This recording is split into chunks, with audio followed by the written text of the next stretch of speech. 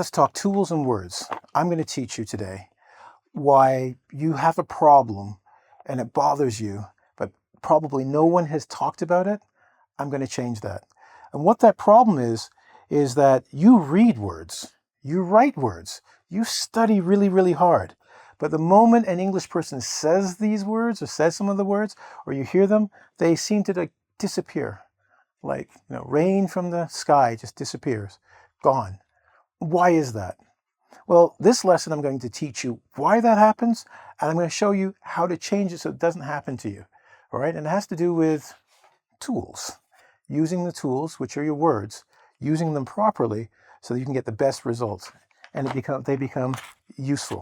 All right, so let's go to the board.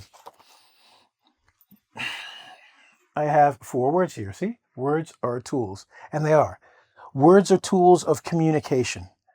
But a word by itself is meaningless, means nothing. I'll give you an example. Meal. The word meal, it's food, right? When you put food together. But when I say the word meal to you, you're like, okay, meal. Is it breakfast, lunch, dinner? What's it mean? Well, what happens if I changed it and I took that same word meal and I surrounded it? I used my tools, other words to help give it greater meaning. And if I said, the meal you made last night was spectacular. All of a sudden, my brain is exploding. I'm imagining wine. I'm imagining a nice piece of steak or chicken or what have you, right? With some rice or whatever. And it's just, what was it? I'm curious. I'm drawn in. So I've taken this one word meal and elevated it. But if you notice what I didn't just say meal. I had to do a couple of things. Well, 3 things. And that's what this lesson is about. The first thing we want to start with is words, vocabulary. You have a vocabulary word.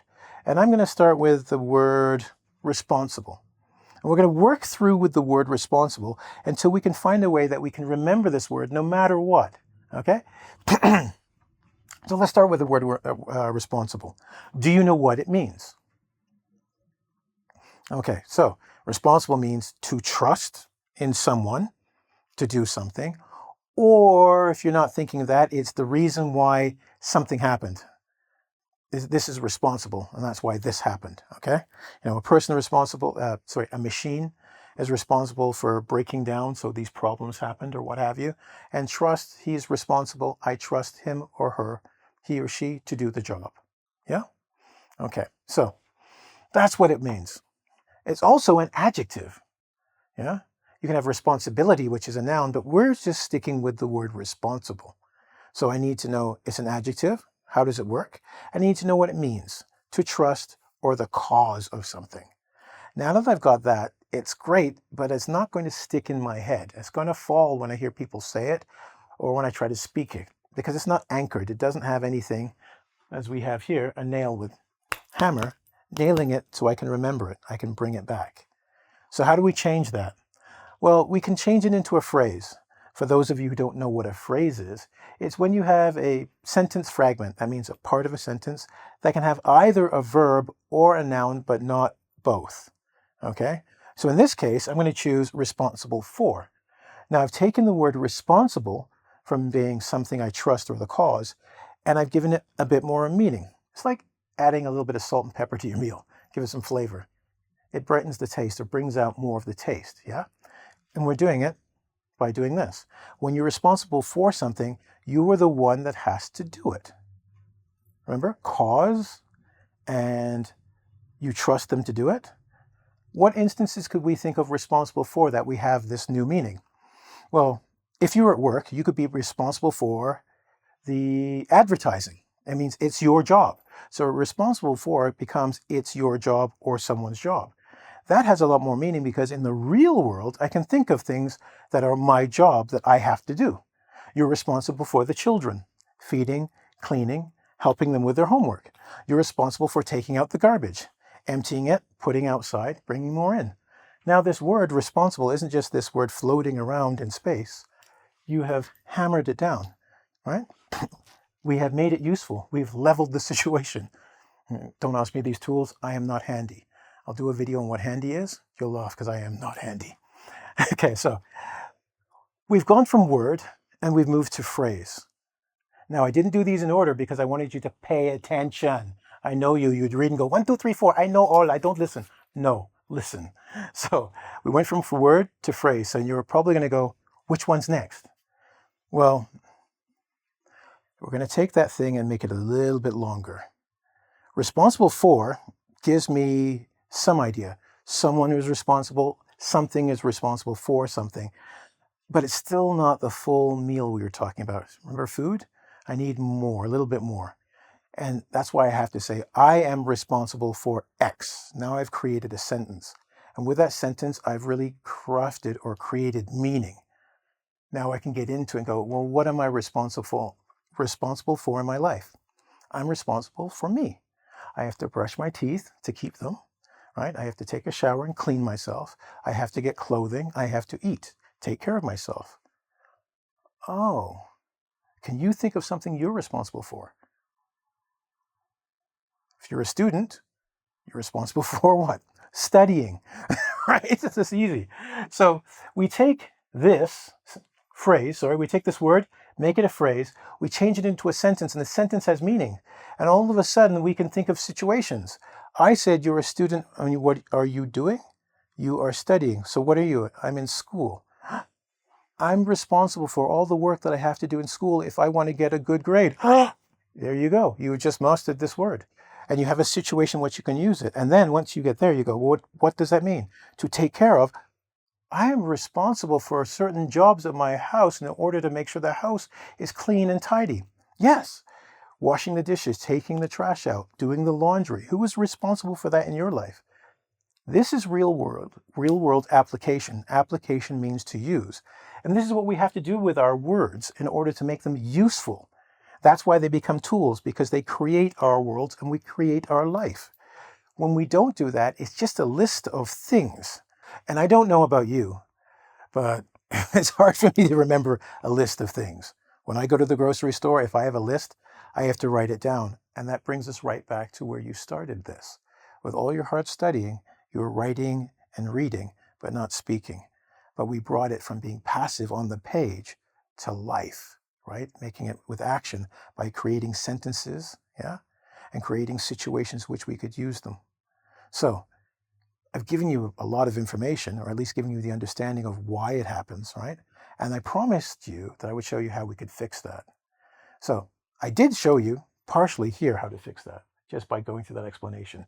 But I'm going to give you 3 other little tricks, well, 2 really, plus one I just showed you, that will help you learn to do this faster, all right? So the first thing I'm going to ask you to do is, number 1, stop the madness. I have so many students, and I don't know how many times I tell them, when you are writing out the word, like I started here by saying, write out the word, its meaning, and its grammar function, right? It's adjective, adverb, what have you. They will immediately write it down and then write down the translation in their language. Stop doing that. You're only making it harder on your brain, because now your brain has to actually translate the word. Just learn the word and the meaning in English. I know, and I admit, at the very beginning, this is going to be really, really hard, especially if you don't have a lot of vocabulary, right? But then you do it in the simplest words you can use. But after a while, as your vocabulary builds up, you will have words that you can use that you understand to translate new words.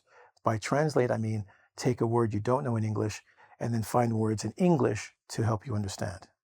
So stop the madness, stop translating, because, well, it's easy. Yeah, but that's why you don't remember it, because you have to do 2 steps, yeah? You have to think of the word, translate it in your head, then bring it back to English to speak. That's a lot of words, a lot of work and a lot of words. But if you just know the word, it's easier, okay? Number 2, give it meaning. How do we give the word meaning? Ta-da! I told you, I already taught you how to do that. Take the word, think of the phrase it could go with, common phrases. And you're on the internet, so it's not that difficult to tab in phrase of, and they will give you definitions or examples. And from those examples, you can actually fill in sentences that fit you, fit your lifestyle. After we get the phrase, you create sentences, yeah? And then from there, think of the situations. That gives it meaning. Without having sentences and situations, or especially situations, it doesn't mean anything to your brain. It's useless. That's why you can't use it when you need it in an active way. Your brain has to go, okay, we're in the right place. For instance, if it's raining, I have an umbrella. it makes sense. But if I have this thing and I just walk with it all the time, I don't know what it's for. I'm probably not going to use it even if it's raining because I've never used it before. But if I can practice, rain, umbrella, umbrella, rain, becomes automatic. It almost happens without me trying. And that's what we want, right? Like a native speaker. The third thing I want to tell you is this. After you translate only in English, of course, you give it meaning through the method I've just taught you, right? Word, phrase, sentence, situation.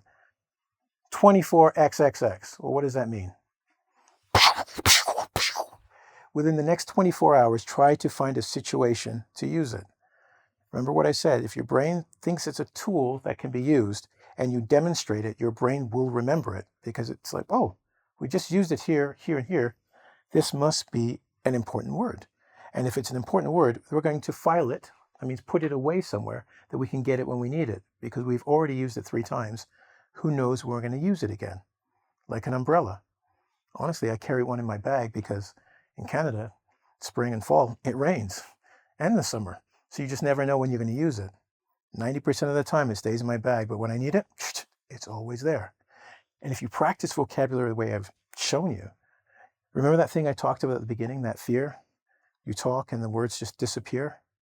You won't have that. That won't be your problem because you will learn vocabulary, you will master the vocabulary, and you'll feel more confident.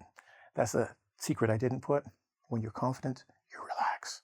You get more access here, and those words will just flow. Anyway, a lesson without a test is not a lesson. Here's what I want you to do. I want you to take a word that you currently know. Maybe you've written it down. Go check some of your notes. A word that you haven't used. And I want you to follow the process. Number 1, translate it in English only. Keep it simple, right? No big fancy words. Keep it simple. Then follow this 4-step process. Find out what is the word's grammar function. Get its basic meaning. Find a phrase. We did responsible for, right? Okay. Or you could say responsible to, right? You could say available for. Whatever. Find your word, put it down, find its phrase. After that, make a sentence out of it. And here's a great way of doing it. You can do a sentence that's a question. You can do a sentence that's for you. You can do a sentence with another noun or a subject, yeah? For example, I am responsible for me. She is responsible for the work, yeah? Are you responsible for filming? There you go. Now I've used it, I'm starting to master it. Play with these sentences, and then go out in the real world. Here's one. Sit at a restaurant, go to the waiter. Are you responsible for making the food or bringing the food? He'll slap you, but that's okay. Don't do that in that situation. Problem solved. Anyway, I want you to do this, follow this method, go into the comments, do 3 sentences with a word you don't know, as I said, find a phrase, write the sentences in the comments, let other people help you. They can probably advise you, yeah? Or even praise you. That's always good. And it'll be a test for you. But the final test is go into the real world, use it 3 times, 3 different places, see how it works. You'll be amazed how quickly this is going to become your favorite method of vocabulary learning. Anyway, thanks for watching.